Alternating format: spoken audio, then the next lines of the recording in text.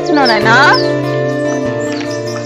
లేదు బిడ్డ, వాళ్ళంతా నొప్పులు ఉన్నాయి. జర యాకేసి నీళ్ళలో ఆగబెట్టుకొని స్నానం చేస్తే తగ్గిపోయాయని తెచ్చిన.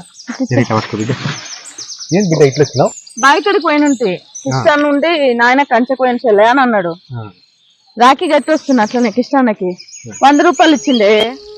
తీసుకున్నా బిడ్డ, బియ్యం లేవని నిన్ననే నా దగ్గర 200 తీసుకున్నాను. వాడిని అదే 100 తీసుకున్నాను. మొన్న నాకేం తెలుసు, ఆయన దగ్గర లేని ఇచ్చిండు, నేను తీసుకొని వచ్చిన.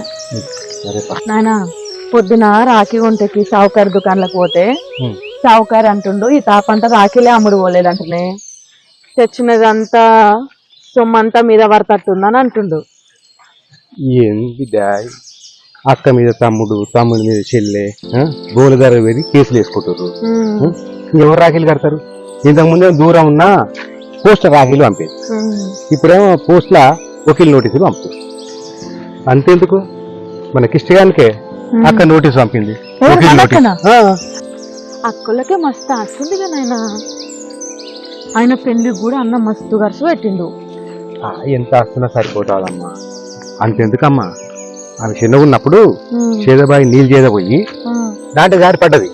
అక్కనా ఈయనకి ఈత రాకున్న పానాలకు తెగించి పోయి ఆమెను బయటకు తీసిండు. లేకపోతే ఈ పాటికి దాని బొంద మీద చెట్లు మొలుస్తుంది.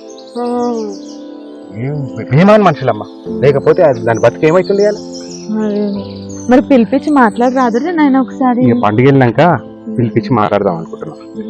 అందుకేనేమో బాధ ఉన్నాడు అన్న. ఆడు చెప్పుకొని ఒల ఒల ఒల ఏడ్చిండు. వాడిని చూస్తే నాకే గుండె తరక్కపోయింది. మళ్ళీ ఇది అది పెడుతూనే ఉంటాడే ఈ పండుగకు ఆ పండుగకు. ఎంత వెళ్ళినా భీమా రాగి కూడా కట్టదా.